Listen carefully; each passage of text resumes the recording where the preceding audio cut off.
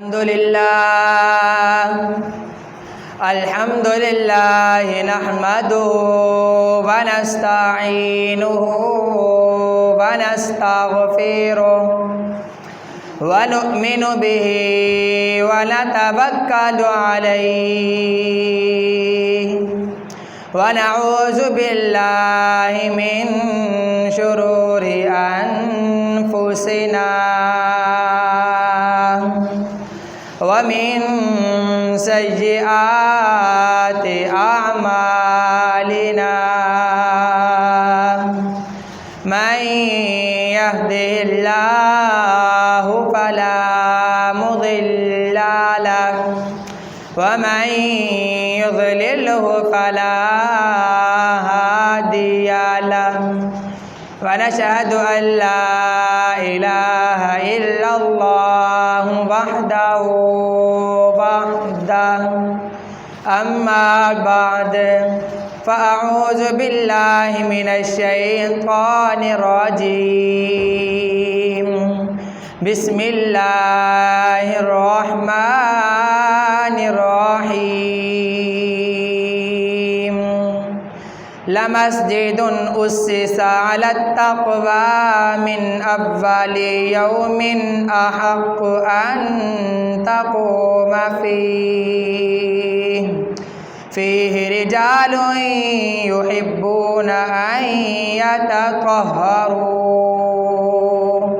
والله يحب المطهرين آمنت بالله صدق الله العظيم وصدق رسوله النبي الكريم ونحن على ذلك لمن الشاهدين والشاكرين والحمد لله رب العالمين اللهم صل على محمد وعلى آل محمد كما صليت على إبراهيم وعلى آل إبراهيم إنك حميد مجيد اللهم بارك على محمد وعلى آل محمد كما باركت على إبراهيم وعلى آل إبراهيم إنك حميد مجيد محترم سامعین، مکرم حاضرین، معزز مؤمنین، بالیقین بہترین جماعت مسلمین کے غیور نوجوان بھائیوں، دوستوں اور عزیز ساتھیوں،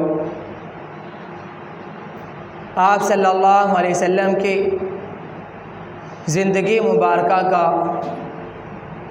ایک واقعہ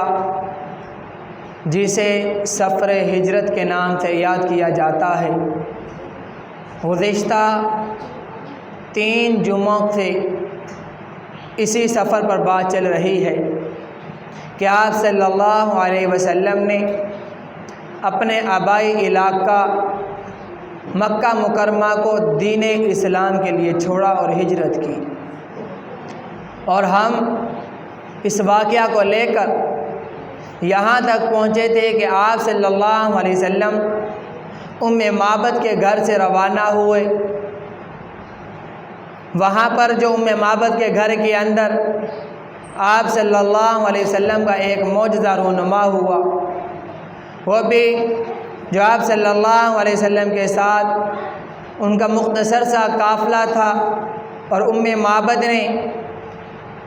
وہ معجزہ اپنی آنکھوں کے ساتھ دیکھا، اور معبد نے وہاں پر اسلام قبول کیا۔ وہاں سے آگے روانہ ہوئے، راستے کے اندر سراقہ بن مالک جو مسلمان نہیں ہوا تھا، بعد میں جا کر اس نے اسلام قبول کیا۔ اس نے آپ صلی اللہ علیہ وسلم کا پیچھا کیا، انہیں پکڑنے کی کوشش کی، سراقہ بن مالک کہتے ہیں کہ میں لالچ کے اندر آ گیا تھا کہ آپ صلی اللہ علیہ وسلم اور آپ صلی اللہ علیہ وسلم کے ساتھ ابو بکر صدیق ہیں، ان کے سر پر، ان کو لانے پر، ان کو گرفتار کرنے پر کفار نے 100 اونٹ کا انعام رکھا تھا۔ میں اس انعام کے لالچ میں آ گیا تھا، میں نے ان کا پیچھا کیا اور اس پر اس کے گھوڑے کے پاؤں زمین کے اندر دھنسے، یہ بھی گزشتہ جمعہ کے اندر عرض کر چکا ہوں۔ اس کے بعد جو آپ صلی اللہ علیہ وسلم نے سراقہ بن مالک کو ایک خوشخبری سنائی کہ اے سراقہ، اگر تم مال کے لیے، دولت کے لیے ہمارا پیچھا کر رہے ہو تو جاؤ، تمہیں مال مل جائے گا، ایک وقت آئے گا کہ تمہارے ہاتھوں کے اندر کسریٰ کے بادشاہ کے کنگن تمہارے ہاتھوں میں پہنائے جائیں گے۔ وہ سراقہ بن مالک کہتا ہے کہ میں نے یہ سوچا کہ یہ بات کیسے ہو سکتی ہے، کہاں وہ کسریٰ کا بادشاہ، اس وقت وہ کسریٰ کی بادشاہ کی طاقت اس طرح سے سمجھی جاتی تھی کہ اس وقت کے لحاظ سے وہ سپر طاقت کہلاتا تھا، سب سے زیادہ طاقتور وہی بادشاہ کہلاتا تھا۔ جب آپ نے انہیں بشارت سنائی کہ جاؤ، تمہیں کسریٰ کے بادشاہ کے کنگن تمہارے ہاتھوں میں آئیں گے، ایک وقت آیا، آپ صلی اللہ علیہ وسلم کا 10 سالہ مدنی دور بھی گزرا، اس کے بعد حضرت ابوبکر صدیق کا دور خلافت آیا، وہ بھی گزر گیا، ان کے بعد حضرت عمر فاروق رضی اللہ تعالی عنہ کا دور خلافت آیا۔ تو جب کسریٰ کے بادشاہ کے وہ سارا محل، اس کے اندر جب اسلامی فوجوں نے جا کر اسلام کے جھنڈے اس پر لہرائے، وہاں سے سارا مال و دولت جمع ہو کر حضرت عمر فاروق رضی اللہ تعالی عنہ کے پاس آیا، تو حضرت عمر فاروق نے وہاں پر سارے مجمع سے مخاطب ہو کر فرمایا، اگر یہاں پر سراقہ بن مالک موجود ہیں تو وہ میرے پاس آ جائیں۔ سراقہ بن مالک بوڑھے ہو چکے تھے، تو وہ جب قریب آئے تو عمر فاروق نے فرمایا کہ ویسے تو مرد کے لیے سونا پہننا جائز نہیں ہے، لیکن آپ صلی اللہ علیہ وسلم نے یہ فرمایا تھا کہ اے سراقہ، تیرے ہاتھوں کے اندر کسریٰ کے بادشاہ کے کنگن آئیں گے، تو آج وہ بشارت بھی پوری ہو گئی۔ وہ بھی سارا قصہ گزشتہ جمعہ کے اندر عرض کر چکا ہوں۔ اس کے بعد یہ قافلہ یہاں سے روانہ ہوا، مدینہ کے اندر پہنچنے والا تھا۔ مدینہ کے اندر جو صحابہ اکرام ہجرت کر کے جا چکے تھے، وہ روزانہ اس راستہ کے اندر آتے، استقبال کے لیے آتے کہ ہم پہلے جا کر آپ صلی اللہ علیہ وسلم کی زیارت کریں، اور جو وہاں پر مدینہ کے رہنے والے تھے انہیں بھی بتایا گیا کہ حضور صلی اللہ علیہ وسلم ہجرت کر کے یہاں آئیں گے، وہ بھی انتظار میں تھے کہ نہ جانے کس دن آئیں گے۔ روزانہ مسلمان آتے، راستوں کے اندر بیٹھ جاتے، انتظار کرتے کہ آج بھی آپ صلی اللہ علیہ وسلم ہجرت کر کے آئیں گے، ہم ان کی زیارت کریں گے، تو وہ نہ آتے۔ ایک دن اسی طرح سارے کے سارے مسلمان وہاں سے ہجرت کر کے واپس چلے گئے۔ ایک غیر مسلم جو ابھی وہیں پر موجود تھا، اس نے وہاں پر دور سے آتے ہوئے یہ قافلہ دیکھا، اس نے جا کر مدینہ کے اندر یہ اعلان کر دیا کہ اے مسلمانوں، جس کے لیے تمہاری آنکھیں ترس رہی ہیں وہ محمد الرسول اللہ آج مدینہ کے اندر آ چکا ہے۔ جب آپ صلی اللہ علیہ وسلم اور حضرت ابوبکر صدیق رضی اللہ تعالی عنہ مدینہ کے اندر داخل ہوئے تو مدینہ کے اندر رہنے والے لوگ انہیں جانتے نہیں تھے، انہیں پہچانتے نہیں تھے کہ ان کے اندر ابو بکر کون ہے اور حضور صلی اللہ علیہ وسلم ان دونوں میں سے کون ہے۔ جب دونوں آ کر آگے بیٹھ گئے تو وہ مدینہ کے رہنے والے لوگ آتے، ابو بکر کی عمر آپ صلی اللہ علیہ وسلم سے زیادہ تھی، ان کے بال آپ صلی اللہ علیہ وسلم سے زیادہ سفید تھے، عمر میں زیادہ لگتے تھے۔ لوگوں نے سمجھا کہ شاید یہی حضور صلی اللہ علیہ وسلم ہیں، تو وہ ادب کے اندر حضرت ابوبکر صدیق رضی اللہ تعالی عنہ کو پہلے سلام کرتے اور آپ صلی اللہ علیہ وسلم کو بعد میں سلام کرتے۔ جب ابوبکر نے دیکھا کہ لوگ اس کو پہچاننے کے اندر غلطی کا شکار ہو رہے ہیں،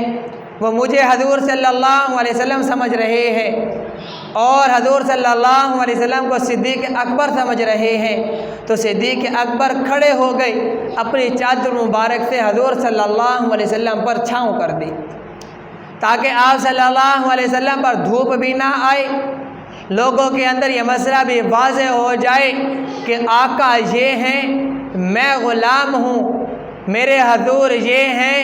میں ان کا غلام ہوں، میں ان کا نوکر ہوں، میں تو ان کا خادم ہوں، تاکہ یہ مسئلہ بھی واضح ہو جائے، ان کی غلامی بھی ادا ہو جائے۔ اگر آج کسی نے غلامی سیکھنی ہو تو صدیق اکبر سے سیکھے، اگر کسی نے اپنے آقا کی عزت سیکھنی ہو تو صدیق اکبر سے سیکھے کہ انہوں نے کس طرح سے صدیق اکبر نے حضور صلی اللہ علیہ وسلم کی عزت کر کے دکھلائی کہ لوگوں کا وہ شک و شبہات دور کر دیا کہ جو لوگوں کے ذہنوں میں تھا کہ حضور کون سے ہیں، صدیق اکبر کون سے ہیں۔ جب یہ قافلہ وہاں پر مدینہ کے اندر پہنچا تو لوگوں نے وہاں پر اسلام قبول کرنا شروع کیا، تو حضور صلی اللہ علیہ وسلم نے وہاں پر داخل ہونے کے بعد سب سے پہلے مسجد قباء کی تعمیر فرمائی، مسجد قباء کی بنیاد رکھی۔ وہ مسجد قباء جس کے لیے آج اللہ رب العالمین نے آج تک وہ ثواب رکھ دیا ہے کہ جو مسلمان اپنے گھر سے وضو کر کے مسجد قباء کے اندر جا کر 2 نوافل ادا کرے، اسے مقبول عمرے کا ثواب ادا کیا جائے گا۔ کتنا بڑا اجر اللہ رب العالمین نے انہیں عطا فرما دیا، اور اللہ رب العالمین نے اس مسجد کا بیان بھی قرآن مجید کے اندر فرما دیا، لمسجد اسست علی التقوی، کہ یہ مسجد تقوی کی بنیاد پر رکھی گئی ہے، یہ مسجد کی بنیاد اخلاص کے بنیاد پر رکھی گئی ہے۔ اور ایک میں نے مفتی صاحب سے سنا کہ جس وقت اس مسجد کی بنیاد رکھی جا رہی تھی تو اس وقت جب اس کی بنیادوں کے لیے، اس کا ایرا رکھنے کے لیے، اس کی بنیاد رکھنے کے لیے نیچے سے مٹی اٹھائی گئی تو اس سے پہلے وہاں پر یہودیوں کا قبرستان تھا، اور وہاں سے جو ان کی ہڈیاں نکلیں وہ آپ صلی اللہ علیہ وسلم نے وہاں سے نکلوائی اور دور ایک قبرستان میں انہیں دفن کروا دیا۔ تو جب یہ مسئلہ بیان کیا تو کسی نے آ کر یہ سوال کیا کہ کیا مسجد کی یہ جو جگہ ہے یہ جنت کی جگہ ہے؟ تو انہوں نے کہا کہ ہاں، جو مسجد کی جگہ ہے یہ تو جنت کی جگہ ہے۔ تو اس سوال پوچھنے والے نے پوچھا کہ اب آپ ہی بتائیں کہ ایک مسجد کی جگہ ہے، وہاں پر پہلے سے غیر مسلم دفن ہے، پھر وہ جنت کی جگہ کیسے ہو سکتی ہے؟ آپ کہتے ہیں کہ قبر کے اندر جانے والا انسان زندہ ہوتا ہے، تو لہذا اگر وہ وہاں پر زندہ ہیں تو وہ تو جنت میں زندہ ہیں، پھر جنت کے اندر غیر مسلم تو نہیں رہ سکتے، یا تو وہ رہنے والے جنت کے اندر نہیں ہیں، تو یہ مسئلہ کیسا ہے؟ تو اس مفتی صاحب نے انہیں جواب دیا کہ یہ جو شیطان ہے یہ پہلے کہاں پر رہتا تھا؟ اس نے کہا کہ وہ جنت میں رہتا تھا۔ تو مفتی صاحب نے کہا کہ کیا شیطان جنت میں رہ سکتا ہے؟ وہ کہنے لگا کہ نہیں۔ تو مفتی صاحب نے کہا پھر تم کہتے ہو کہ شیطان پہلے جنت میں تھا؟ تو اس کہنے والے نے کہا کہ وہ شیطان جب تک سیدھے راستے پر تھا تو وہ جنت میں تھا، جس وقت اس نے حضرت آدم علیہ السلام کو سجدہ کرنے سے انکار کیا، اللہ رب العالمین کے حکم کو ماننے سے انکار کیا، اللہ رب العالمین نے اسے جنت سے نکالا اور دنیا میں بھیج دیا۔ تو مفتی صاحب نے کہا کہ اسی طرح جب تک معلوم نہیں تھا کہ یہاں پر مسجد کی بنیاد رکھی جائے گی، اس وقت تک وہ وہاں پر دفن تھے۔ جب پتہ چلا کہ یہاں پر مسجد کی بنیاد رکھنی ہے، ان کی ہڈیوں کو وہاں سے نکلوایا اور دور دفن کروا دیا۔ اور وہاں پر جب مسجد قباء کی بنیاد رکھی تو اللہ رب العالمین نے ان کی قرآن مجید کے اندر خوشخبریاں سنائی کہ اس مسجد کی بنیاد تقوی کی بنیاد پر رکھی گئی ہے، طہارت کی بنیاد پر رکھی گئی ہے، پاکیزگی کی بنیاد پر رکھی گئی ہے، جس کے اندر اللہ رب العالمین کا قرآن 11واں پارہ سورۃ توبہ آیت نمبر 7 یا 8 کہتی ہے لَمَسْجِدٌ أُسِّسَ عَلَى التَّقْوَىٰ مِنْ أَوَّلِ يَوْمٍ أَحَقُّ أَن تَقُومَ فِيهِ رِجَالٌ يُحِبُّونَ أَن يَتَطَهَّرُوا وَاللَّهُ يُحِبُّ الْمُطَّهِّرِينَ کہ اسلام کے اندر سب سے پہلے مسجد بننے والی مسجد قباء ہیں جو تقوی کی بنیاد پر رکھی گئی ہے۔ تو حضور صلی اللہ علیہ وسلم نے جو وہاں کے نمازی تھے ان سے پوچھا کہ تمہارے اندر ایسی کون سی بات ہے کہ جس کی بنیاد پر اللہ رب العالمین نے تمہیں پاکیزگی کا لقب دیا، واللہ یحب المطہرین کہ تم تو پاکیزہ ہو، یہ لقب تمہیں ملا، تم کیا عمل کرتے ہو؟ تو انہوں نے کہا کہ ہم استنجا دوہرا کرتے ہیں۔ اس وقت مکہ کے اندر یا مدینہ کے اندر پانی کی قلت تھی، وہاں کے رہنے والے لوگ ڈھیلوں کے ساتھ استنجا کیا کرتے تھے۔ تو جو مسجد قباء کے نمازی تھے وہ پہلے ڈھیلے کے ساتھ استنجا کرتے، پھر پانی کے ساتھ استنجا کرتے، یعنی اپنے آپ سے ناپاکی کو اچھی طرح سے دور کر دیتے تھے۔ اور اسی وقت مشرکین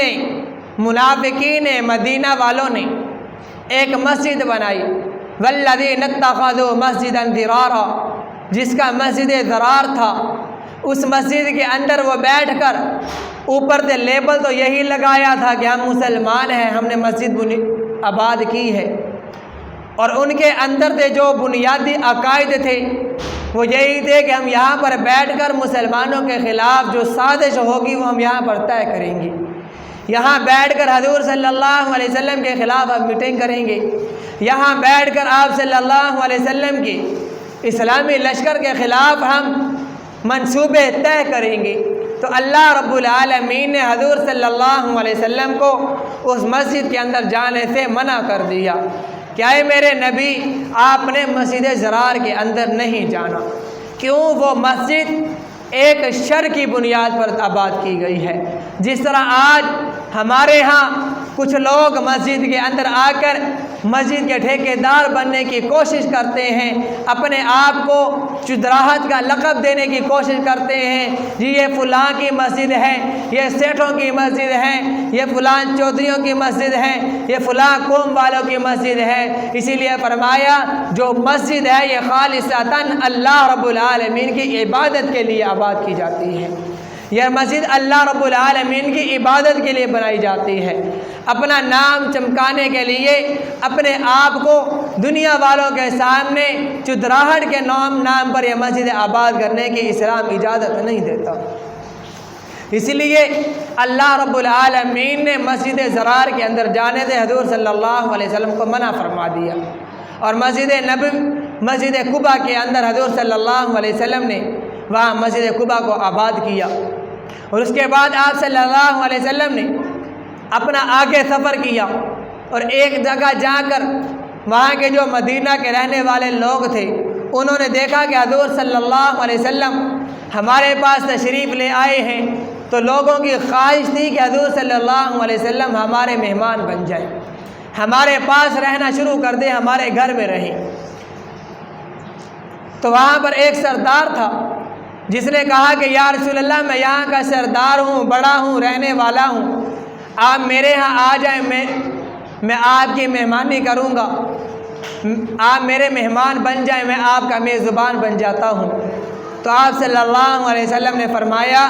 کہ میں تو لوگوں کو آپس کے اندر ملانے کے لیے آیا ہوں، نہ کہ میں لوگوں کو ایک دوسرے سے توڑوں۔ میں تو یہاں پر آنے کا میرا مقصد ہی یہ ہے کہ میں یہاں پر غریب اور امیر کا فرق ختم کر دوں۔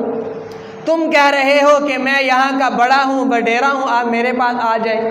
میں اپنی مرضی کے ساتھ کوئی کام نہیں کرتا، اللہ رب العالمین مجھے جو حکم فرماتے ہیں میں اسی کی تعمیل کرتا ہوں، میں اسی کے مطابق چلتا ہوں۔ تو آپ صلی اللہ علیہ وسلم نے فرمایا کہ میں اپنی اونٹنی کو چھوڑ دیتا ہوں، جہاں پر جا کر میری اونٹنی بیٹھ جائے گی وہیں پر میں رہنا شروع کر دوں گا۔ اس اونٹنی کو اسی کے سہارے پر چھوڑ دیا، اونٹنی چلتی رہی، چلتے چلتے وہ آ کر ایک جگہ بیٹھ گئی، اور وہ جہاں پر وہ آ کر اونٹنی بیٹھی وہ مین جگہ تھی، آج بھی وہ مسجد نبوی کا جو مین دروازہ ہے اس جگہ آ کر وہ اونٹنی بیٹھ گئی۔ وہاں پر آپ صلی اللہ علیہ وسلم نے نیچے اترے، سامنے والا جو گھر تھا وہ حضرت ابو ایوب انصاری رضی اللہ تعالی عنہ کا گھر تھا۔ وہاں پر جو سب سے نزدیک گھر تھا وہ یہی تھا۔ تو وہ والا گھر دراصل ابو ایوب انصاری کا نہیں، وہ حضور صلی اللہ علیہ وسلم کے لیے ہی تعمیر کیا گیا تھا۔ جنہوں نے تاریخ لکھی انہوں نے یہ واقعہ بیان کیا کہ ہجرت سے تقریباً 500 سال پہلے ایک بادشاہ کا لشکر یہاں سے چل رہا تھا، اس کے ساتھ تقریباً 400 یہودی عالم تھے جنہوں نے تورات اور انجیل کو پڑھا ہوا تھا، ان کے بڑے بڑے عالم ان کے ساتھ تھے۔ جب انہوں نے یہ مدینہ سے گزرنے لگے، انہوں نے وہاں کا سارا نقشہ دیکھا، وہاں کا انہوں نے سارا معائنہ کیا، انہوں نے اپنے بادشاہ سے کہا کہ آپ ہمارے سردار ہیں، آپ ہمیں اجازت دے دیں، آپ ہمیں یہیں پر چھوڑ دیں، ہم یہیں پر اپنا ٹھکانہ لگانا چاہتے ہیں۔ جب اس نے وجہ پوچھی کہ اس کی وجہ کیا ہے، تو ان 400 یہودی عالموں نے کہا کہ ہم نے تورات اور انجیل پڑھی ہے، جس سے ہمیں یہ معلوم ہوا ہے کہ جو آخری نبی آئے گا وہ مکہ سے ہجرت کر کے مدینہ کے اندر آئے گا، ہم یہیں پر رہنا چاہتے ہیں، اگر وہ ہماری زندگی کے اندر وہاں سے ہجرت کر کے یہاں پر آتے ہیں تو ہم اپنے اس یہودی مذہب کو چھوڑ کر آپ صلی اللہ علیہ وسلم کے ہاتھ پر اسلام قبول کر لیں گے اور آپ صلی اللہ علیہ وسلم کا ساتھ دینا شروع کر دیں گے۔ تو اس بادشاہ نے وہاں پر 400 گھر بنوائے ان عالموں کے لیے، وہاں جو یہودیوں کے عالم تھے بڑے بڑے رہنے والے، اور اس نے ایک مکان بنوایا ڈبل سٹوری، دو منزلہ حضور صلی اللہ علیہ وسلم کے لیے، کہ جب آپ صلی اللہ علیہ وسلم ہجرت کر کے آئیں گے تو آپ صلی اللہ علیہ وسلم اس گھر کے اندر رکیں گے۔ تو اس نے ایک خط لکھا جس کے اندر اس نے ایک سونے کی مہر لگائی، اور اس پر اس نے یہ کہا تھا اگر میری زندگی کے اندر آپ صلی اللہ علیہ وسلم مدینہ کے اندر ہجرت کر کے آتے ہیں تو میں اپنا مذہب چھوڑ کر آپ صلی اللہ علیہ وسلم کے ہاتھ پر اسلام قبول کر لوں گا اور آپ صلی اللہ علیہ وسلم کا ساتھ دینا شروع کر دوں گا۔ اور اس نے ان عالموں سے ایک نصیحت کی، ایک وصیت کی کہ اگر آپ کی زندگی کے اندر آپ صلی اللہ علیہ وسلم ہجرت کر کے یہاں پر نہیں آتے، جو آپ کی اولاد میں آپ کا وارث آئے گا، آپ نے میرا یہ خط اپنی اولاد تک پہنچانا ہے، ان تک منتقل کرنا ہے۔ اگر ان کی زندگی کے اندر بھی آپ صلی اللہ علیہ وسلم ہجرت کر کے نہ آئیں تو انہیں وصیت کر دیجئے گا وہ اپنے وارث اپنی اولاد کے سپرد کر دیں۔ اسی طرح میرے خط کو اسی طرح اپنی اولاد کے سپرد کرتے کرتے یہ میرا خط حضور صلی اللہ علیہ وسلم تک پہنچا دیا جائے۔ جب آپ صلی اللہ علیہ وسلم ہجرت کر کے یہاں پر آئے، ابو ایوب انصاری کے پاس وہ خط موجود تھا، تو انہوں نے آپ صلی اللہ علیہ وسلم کو وہ خط دیا کہ یہ خط آج سے تقریباً 500 سال پہلے آپ کے نام لکھا گیا تھا، اور یہ والا مکان جو ابو ایوب انصاری کے پاس تھا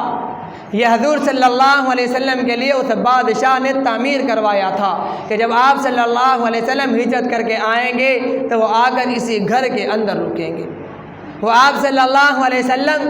ابو ایوب انصاری کے گھر میں نہیں، بلکہ وہ تو جو بادشاہ نے حضور کے نام پر وہ مکان بنوایا تھا اسی کے اندر رہنا شروع کر دیا۔